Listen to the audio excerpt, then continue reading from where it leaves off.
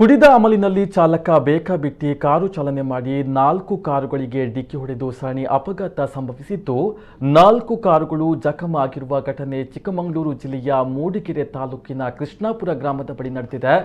ಚಿಕ್ಕಮಗಳೂರು ಜಿಲ್ಲೆಯ ನೋಂದಣಿ ಹೊಂದಿರುವ ಓಕೋ ವ್ಯಾಗನ್ ಪೋಲೋ ಕಾರು 4 ಕಾರುಗಳಿಗೆ ಡಿಕ್ಕಿಯನ್ನು ಹೊಡೆದು ಕಾರುಗಳನ್ನು ಜಖಂಗೊಳಿಸಿದೆ.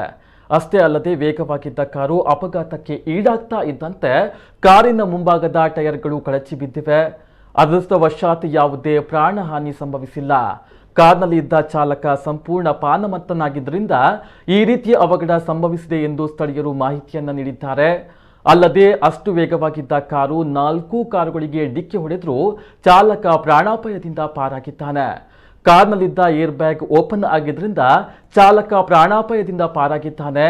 ಪ್ರವಾಸಕ್ಕೆಂದು ಬಂದಿದ್ದ ಯುವಕರು ಮೂಡಿಗೆರೆಯ ಗಾಳಿ ಮಳೆ ಚಳಿಗೆ ತುಸು ಹೆಚ್ಚೆ ಮದ್ಯವನ್ನು ಸೇವಿಸಿದ್ರಿಂದ ಈ ರೀತಿ ದುರ್ಘಟನೆ ಸಂಭವಿಸಿರಬಹುದು ಎಂದು ಸ್ಥಳೀಯರು ಶಂಕಿಸಿದ್ದಾರೆ. ಮೂಡಿಗೆರೆ ಠಾಣಾ ವ್ಯಾಪ್ತಿಯಲ್ಲಿ ಘಟನೆ ನಡೆದಿದೆ.